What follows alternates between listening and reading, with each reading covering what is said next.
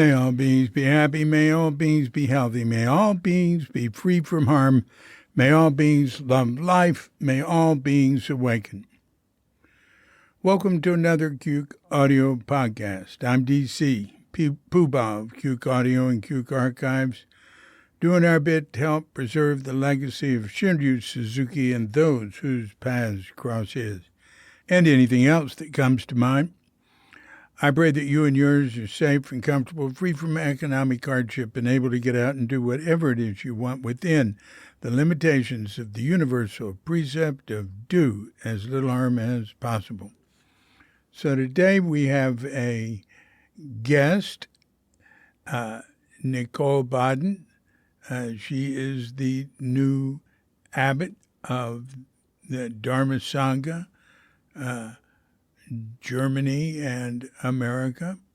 And we've done a podcast with her before. And we're specifically talking today about an event happening on the weekend of May 23rd to 25th.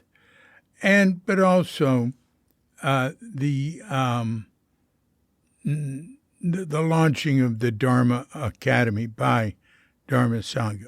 So I'm going to read you what's on a post I put up on Cuke.com, Zen Centers, San Francisco Zen Centers put it up. And it lets you know pretty much what's happening there. And then she will talk about it. So, engaging the heart of wisdom, live, online, and free. An invitation to the Dharma Academy opening event. And that is courses.dharmaacademy.com/launch-event. courses.dharmaacademy.com/launch-event. Or you can just go to Cuke.com's What's New, the blog, and you'll see it. It'll be on Cuke.com, Facebook, Instagram. But anyway, you'll get it. So, and because we've already posted all that there. So anyway, so this weekend, it says engaging the heart of wisdom, but also pathways for meeting uncertainty. And Nicole talks in the podcast here some about, that we are meeting a great deal of uncertainty.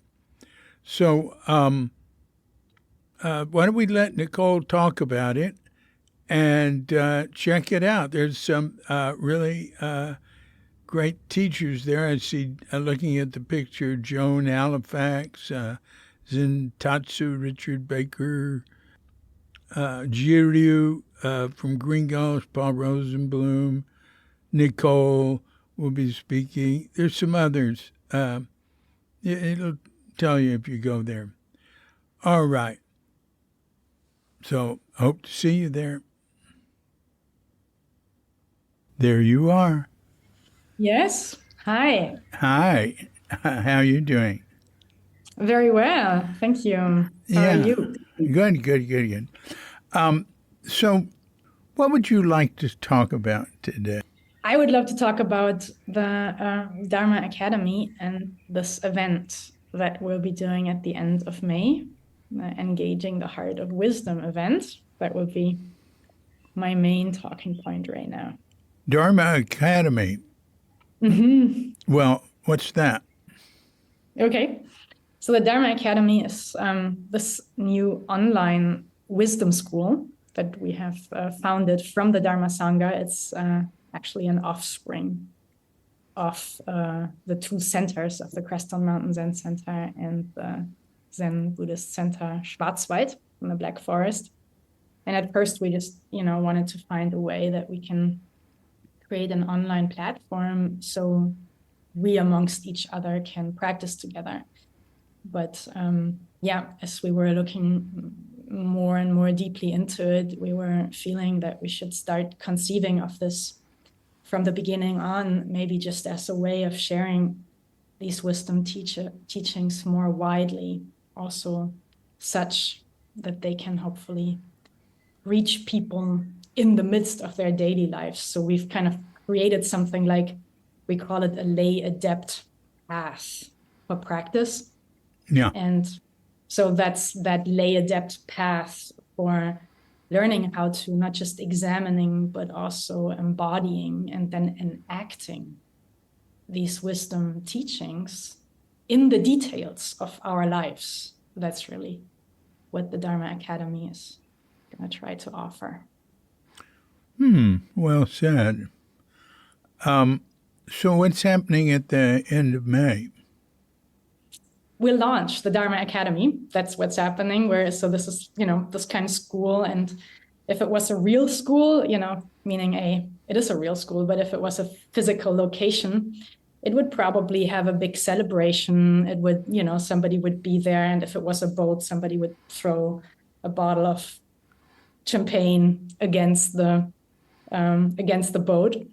We can't do that with the digital situation, but something like that is, we're opening it. We're celebrating the idea of, offering and wanting to practice wisdom and compassion together. It's meant as I've been calling the event, it's from May 23rd through the 25th. So it's like a good weekend. Primarily Saturday is a whole full program, but it starts Friday evening, then all of Saturday, and then Sunday morning.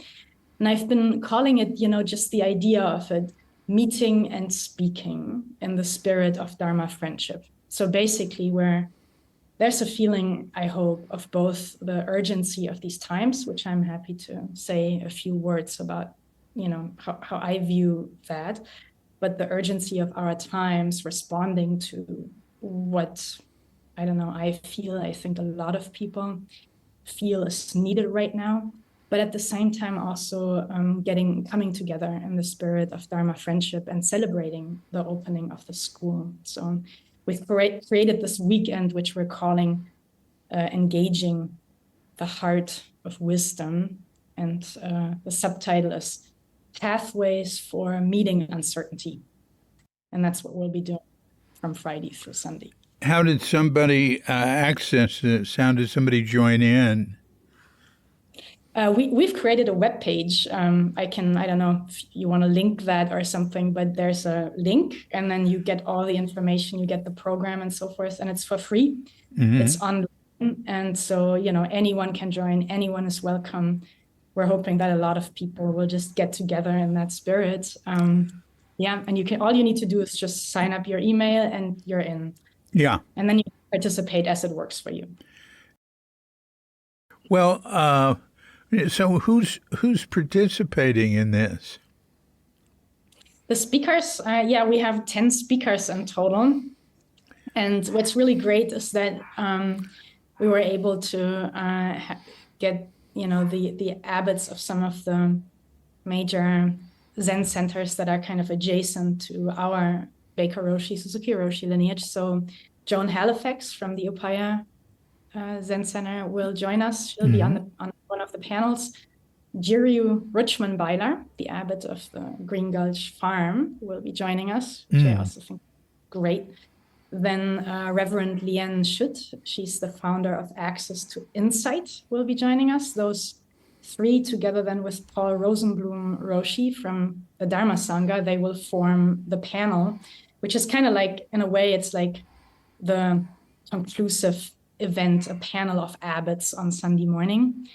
And then we got some really wonderful speakers who will share, I think, mostly from their personal experience and also their work as politically or socially active people. There's Valerie Brown, who has a background in the Plum Village tradition and is also a Quaker, social activist, pretty well-known author. It's Valerie Brown. She'll be in a conversation with Ravi Welch sensei, one of the lay adept teachers in our Sangha, who has like a multiple migration background, born in India, has spent all of his adult life in California, USA, and then has immigrated to Germany. And so I think like the connecting thread throughout all of his history is the Dharma. So he's also a very interesting perspective to share. And then there's a personal friend of mine who I'm also very happy she was available to join us. Her name is Rahshaana Green. She's the director of equity of the Nalanda Institute based in New York. And she also teaches at Esalen and other places. She has several signature teachings like how to build resilience and stability in the midst of these crazy times, but also just a real expertise in working with diversity and equity. So that's all these people. And then, of course, there's Baker Roshi and myself who will be teaching.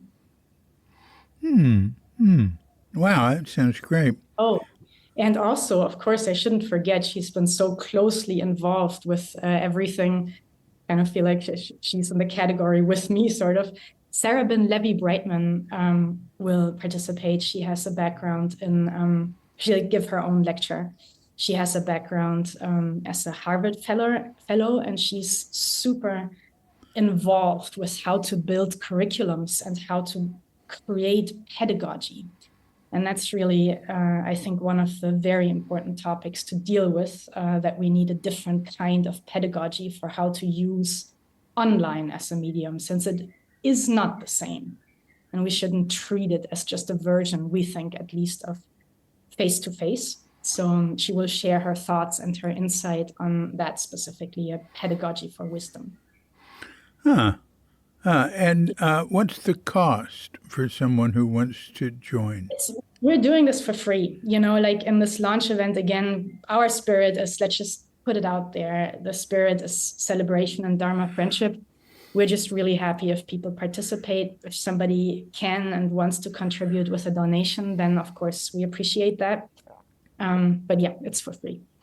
Yeah, well, that's great. That's great. And I know you like doing that. It's hard. It's hard for Dharma centers, Dharma groups, Dharma teachers to support themselves because there's not the centuries of tradition with lay supporters that you have in Asia. Yes. Yes.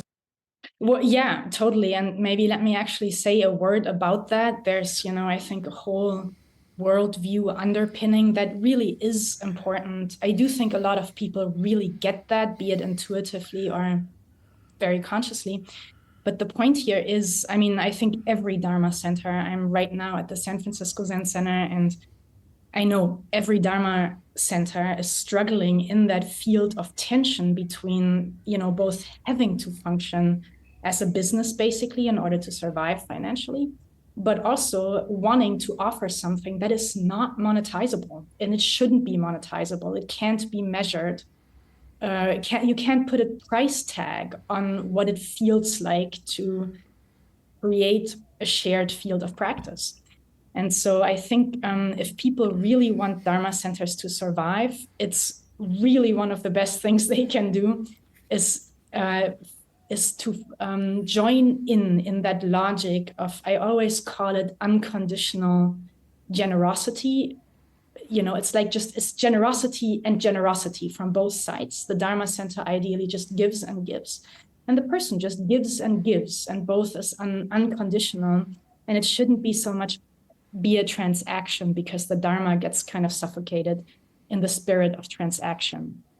Dharma blossoms in the spirit of generosity. Yeah. I'm going to two ceremonies today. I'm going to a Hindu ceremony. Our landlords and the three brothers and their family own the whole sort of alley I live on. It's a dead-end street. They call it a gang. And the family temple is part of one of the lots here. And so I'll be putting on the Hindu attire and joining them because they're very good to us and we're good to them. And, of course, that will cost nothing. But it's very expensive to be a Hindu here. For them. And, I'm just sort of like a guest Hindu. I've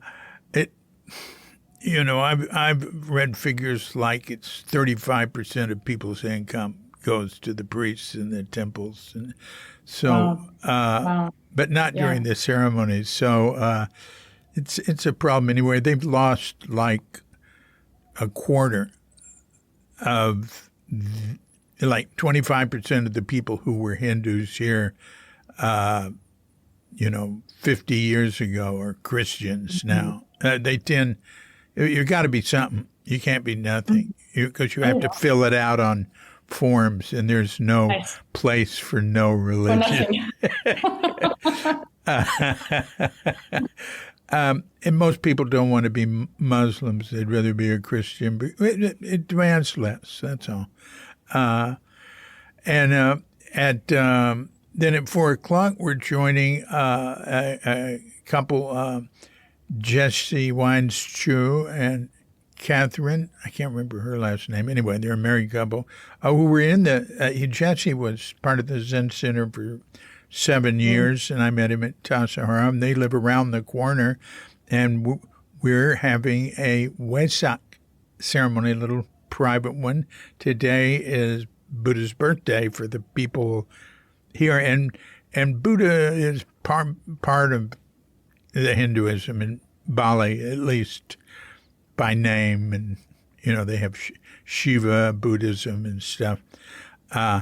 So we're going to have, with their children, we're going to have a 20-minute zazen, and then a little ceremony probably, and then Jesse will make me a matcha latte. Anyway, so this is May 23rd. What time does it start? And is it California time? Or what time does it start California time, let's say? Okay, well, the program is entirely in Mountain Time, but that's just 1 hour, 1 hour ahead of us in California. Right. It'll start 7 p.m. Friday evening, Friday, May 23rd, California time, 6 p.m. Mountain Time. Yeah. And then it's just an evening, I do an opening, I do a greeting, then an opening short talk. Then for those who are entirely new to meditation practice, I've called it a kind of crash course, a very short introduction into Zazen meditation. And then there's 1 period of online Zendo. We're also opening our online Zendo stream. And then that's it for the evening. So the evening is just like a 3 hour, 3 hour thing. Well, we could join that. That's not bad with the time here. That'd be great. That'd be neat, huh? I could use a zazen instruction. And then ends on Friday evening, ends at 9 p.m. with 1 period of zazen Mountain Time. Yeah. So it goes for 3 hours. Yeah. All right. Correct. And then the next day, Saturday, what time does it start? Yeah. Depends. Like we do offer, again, on Mountain Time, we offer zazen. So we will do 1 period of zazen from 6:30 a.m. to 7, and then take a short break, offer a second period of zazen for those who want to sit for like a full hour from 7:10 to 7:40. So that's just like basically 1 hour block of zazen from 6:30 to 7:40. And then the actual sessions, the first session will begin at 8:30 Mountain Time. Yeah. And it'll probably go until, will it go till 9 at night? Exactly. Yeah. The Saturday is just a full day program, of course, with breaks after each session, but we'll have, usually 1 hour sessions, but different speakers on Saturday. So again, the first one starts at 8:30 Mountain Time. Then we have 2, 3, 4, 5, 6, 7 sessions. 7 sessions on Saturday, just like always 1 hour, or some of them a little shorter, with breaks in between, and then evening zazen from 8 p.m. to 9 p.m. Yeah, that's all when we're sleeping. Yeah. Not all when we're sleeping, but the bulk of it.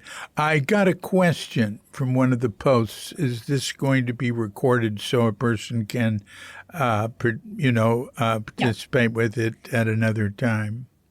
Yes, absolutely. We'll record everything. We'll actually make it really nice. We'll not only record it, but then also we'll be prepared. We have a whole team that's working. And of course, nowadays, you can have AI help with that too, to create like key points and takeaways for people so that they have, a short overview over each session, a few key points, and also specific practices, since we are all about enactment and not just ideas, but enacting these ideas. So there'll be key points, takeaways, and practices for every single session that come with the recording. But we just talked about that before this, since we need to spend real time doing this, we'll charge a small fee for those recordings. I think I know where you are. I recognize You do? the room. And you're at the city center, aren't you? Exactly, at the city center, yes. Yeah. Well, this is interesting for me because they've had a total remodel of the building, Exactly. They spent like mega bucks just totally redoing it, putting in an elevator. Is the elevator in now? It's amazing. No, really. I mean, this is like cutting edge technology. They really got that figured out. Yes. And they remodeled it, though. They really kept, as Baker Roshi says too, they entirely kept the soul and spirit and charm of the building. They did a really, really good job in remodeling it. Well, what I see behind you, the room, I mean, I definitely recognize it. That the drawers of the chest of drawers is built in, the mirror, the wall, the shelf. There, that's all the way it was. Yeah. No, they really. I mean, they kept it. It totally feels like a building that has its history. It doesn't just feel like something that's made new in some superficial way. It's really great. Well, I think it's a landmark building. It was designed by Julia Morgan. Oh yeah. Who did the Hearst Mansion and was I remember driving up to Zen Center with a woman I know who was an artist and, had majored in art in college. And she just looked at the front of the building and went, "Oh, it's Julia Morgan." I know some people recognize that immediately. Exactly. That was, I loved living in that building. I loved being there. I didn't live there a great deal. But I can remember 2 years I lived there the whole year. I was at Tatsuhara more and Green Gulch a little bit more. All right. Well, the purpose of our talking today was just to enlighten whoever was interested in this upcoming event. And what do I call it again? Engaging the heart of wisdom. Engaging the heart of wisdom. And is it like a, what do you call it? When you christen, it's a christening of the Dharma Academy. And, launch of the Dharma Academy, exactly. Although christening is a Christian term, but we can borrow that. Well, that's great. Huh? Yeah. Pardon me? Yeah, I think that I don't think they'll sue us over it. Yeah. I could, of course, give you a whole riff on why I think wisdom practices are needed in today's world, but I think people know that themselves. No, go on, do. All right, great. Well, I mean, of course, and we put that also in our description. It really, so much of what I'm about to say has to do with how we frame what we even think of what's going on today. And obviously, people think very differently about what is it that we're calling the world.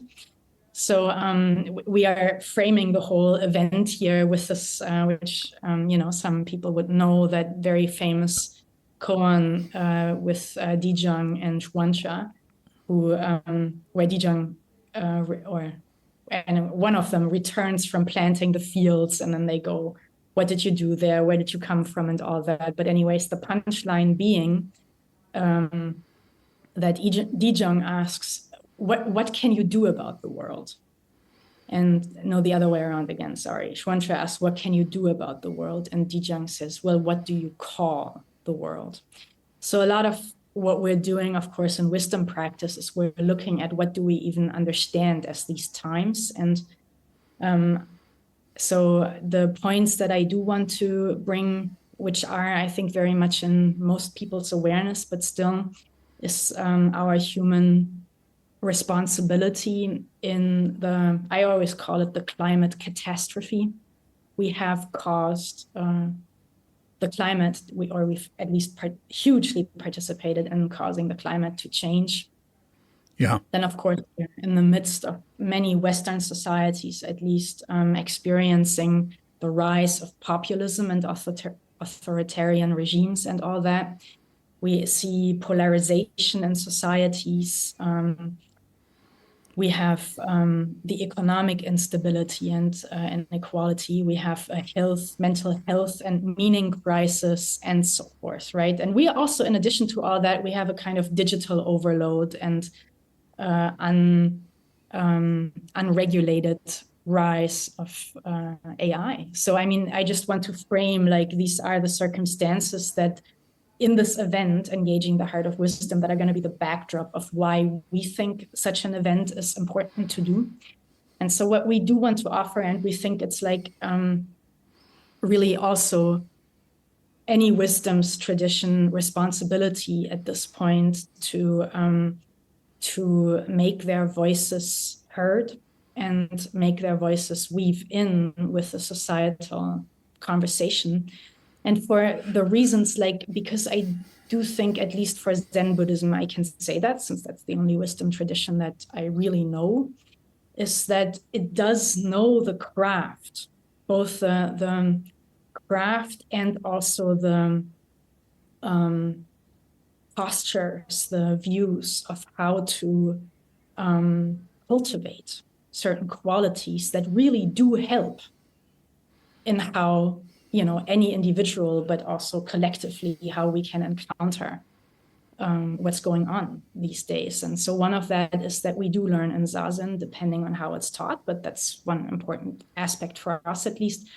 Zazen is a way to cultivate your inner alignment and stability and clarity. So, and these aren't just, you know, nice things to have, but they are really fundamental skills, really, how to be clear, One can be clear, one's mind can be clear if it's not confused, but really how is confusion created? We need to kind of understand that better. How do we create our own confusion? What's confusing about the outside world also?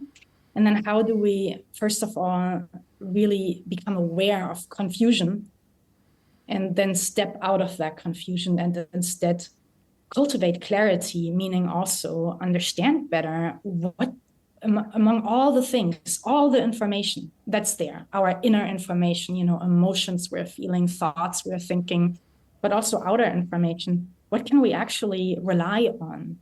Which of all the pieces of information, which are reliable, trustworthy information? And I do think, I mean, Zen is really clear about its answer to how to cultivate reliable ways of knowing. Yeah. And then, of course, the other, like the counter quality, or just not counter, but something that is important to develop alongside stability and even resilience or clarity, I think, is openness and empathy and the skill to bodily resonate, not just with other people, but also just with other beings and even things, just to learn how to resonate bodily, feel things, to actually feel things deeply. So wisdom traditions, again, that's a craft. It's not just you either are empathetic or not.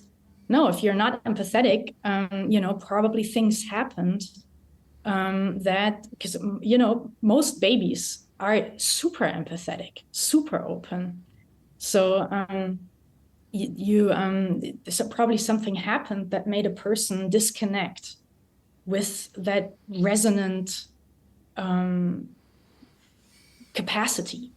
And so wisdom traditions, I think alongside with, I always say stability comes first, but alongside stability and knowing your inner alignment, wisdom traditions do know how to support a person in opening up in a healthy and in a way that they can actually then, hopefully that's the idea, work with, and that they can really deal with, because openness makes you vulnerable, of course. So it requires all of these qualities come with a kind of, what do you say? They have implications, one of the implications of openness is vulnerability. And then how do you deal with that vulnerability in the midst of a world that can be pretty violent and not nice at all? So all that needs to be kind of figured out. And I think that's a complex situation, which it's maybe the last point I bring up for right now, even though, one could that list is longer if we wanted to. But just like one of the aspects that Buddhism, I think, has really been extremely clear about is just naming the three treasures as Buddha, Dharma, and Sangha. And I think the overall process here of awakening, our own potential within us, which is, I would understand as awakening the Buddha within us, awakening our own possibilities, the best version of us.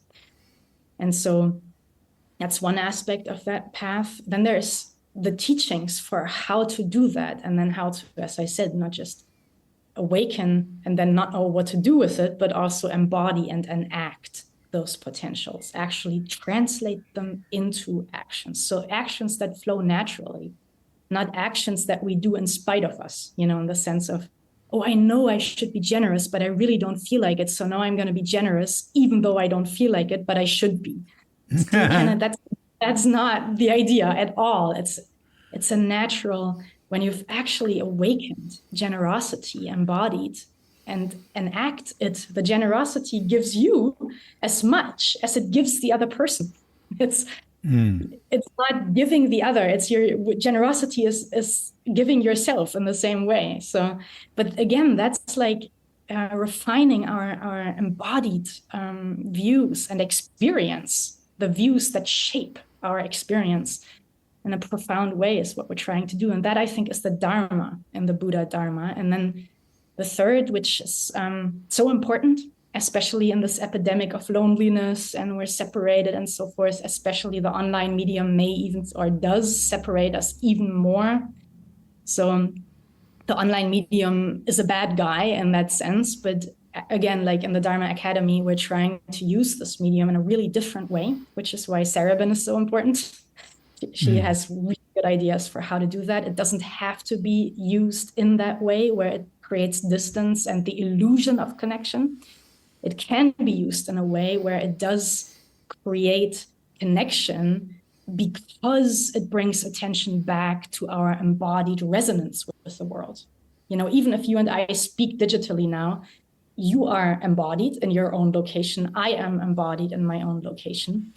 And we don't have to get our attention absorbed in the digitalness of this meeting. We can get our attention absorbed in how much we already have each other's embodied presence even within us.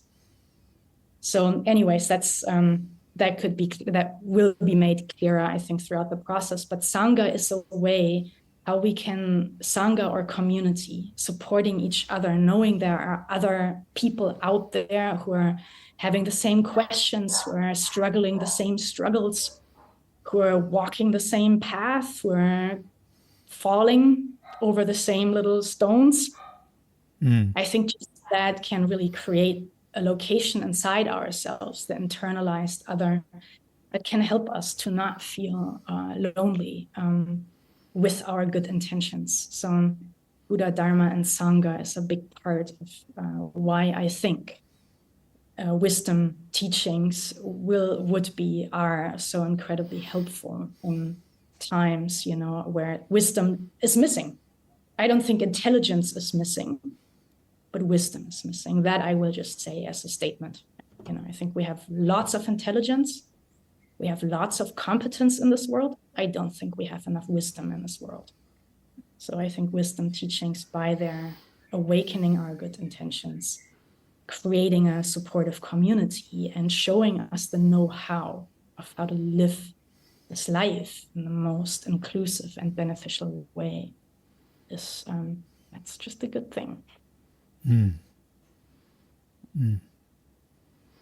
Well, well said. Is there anything else you'd like to add? No, I think that's good. I'm just really happy. Thank you for doing this with me. Apparently, I gave an interview with you a few years ago. So many people said, "Oh, you're the person who's done this interview with David Chadwick." Yep, I'm one of them. Well, very good speaking with you. Very good knowing about this. I'm happy to be able to, let a few other people know about this opportunity. And I look forward to seeing you in Germany. We arrive September 25th, and we'll be there till October 20th. Okay. Well, Nicole, very good talking with you. Now, you can go out and have that dinner now. Thank you. Give my regards to Zentatsu and to Mako. You'll see Mako probably. She's the abbot there. I will. Right? Exactly. Yeah. Yeah, she's been here and stayed with us. Oh, really? Oh, yeah. That's great. Yeah, no, she's in Tassajara right now, but we'll meet for dinner in a few days. Yeah, and she's at Tassajara a lot. Well, give my regards to the building, to David Zimmerman and Dana and everybody, whoever you see, just I say hello. I would do that. I would do that. Okay, and to Toba. Toba, do you know her? Yeah, of course. Yeah. Yeah, you really meet people there. That's great. That's great. Well, very good. Very good. Good to see you and hear you. And you too. May you thrive in all your endeavors. Thank you so much, David. Okay. Take care. Take care. Bye-bye. Bye-bye. Bye-bye. So thanks a lot, Nicole. Very interesting. Very interesting. I appreciate it. I'm trying to make as much of that as I can. And remember to see, sign up for this or whatever you have to do. Just go to courses, courses, dharmaacademy.com/launch-event. I'm sure you don't have to write the launch-event. If you go there, it'll, be obvious. So, this has been a Cuke Audio podcast. I'm DC, Poobah of Cuke Audio and Cuke Archives, coming to you from sleepy Sanur with Doggett Bandita, Feline Manis, and dear lovely Katrinka. And we're wishing you and yours and all of us a grand awakening.